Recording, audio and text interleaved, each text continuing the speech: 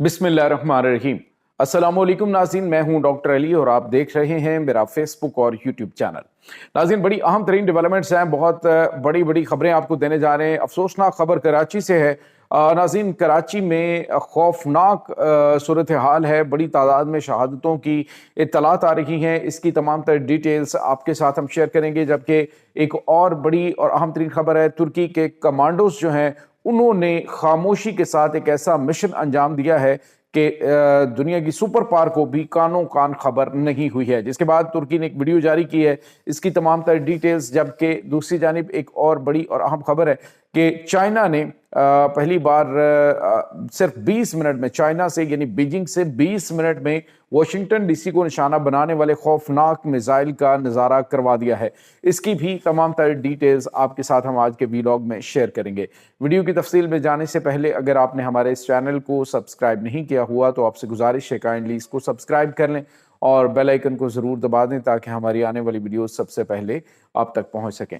नाज़रीन, हम आपके शुक्रगुजार हैं जो आप हमारे वीलॉग्स को देखने के लिए वक्त निकालते हैं और कमेंट सेक्शन में अपनी मोहब्बतों का इजहार भी करते हैं।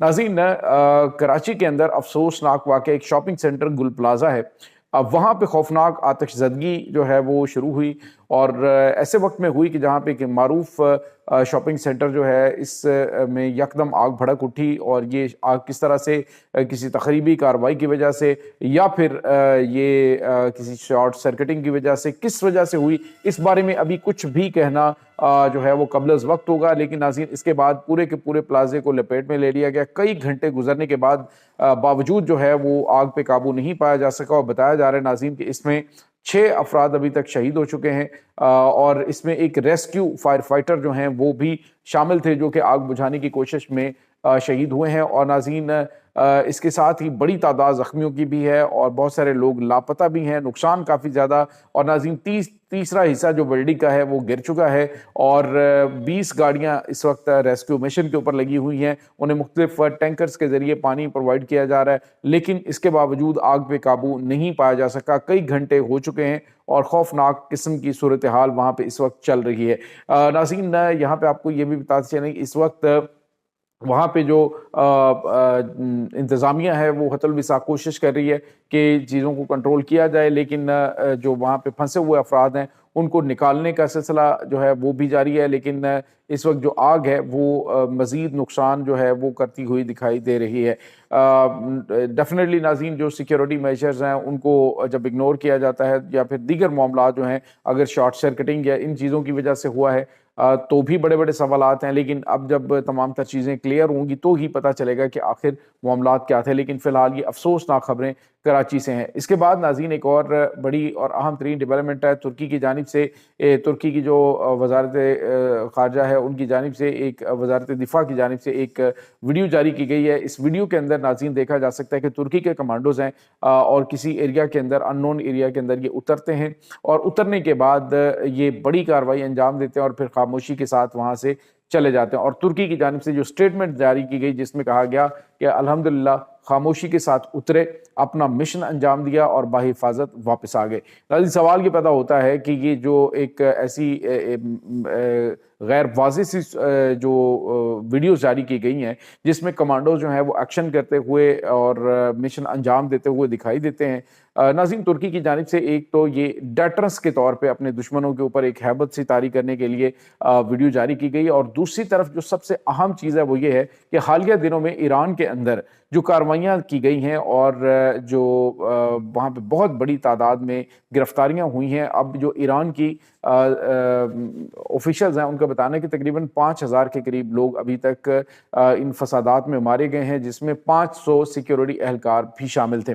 तो अब जैसे जैसे वक्त गुजर रहा है वैसे वैसे हकाइक जो हैं वो कुछ सामने आ रहे हैं। पहले जो है वो तादाद 1000 बताई गई, फिर 2500 बताई गई, फिर 3000 से ज़्यादा कुछ जो वहाँ पे काम करने वाले इदारे हैं उनकी जानिब से कहा गया और अब बताया जा रहा है तकरीबन 5000 से ज़्यादा लोग जो हैं वो वहाँ पे मारे जा चुके हैं।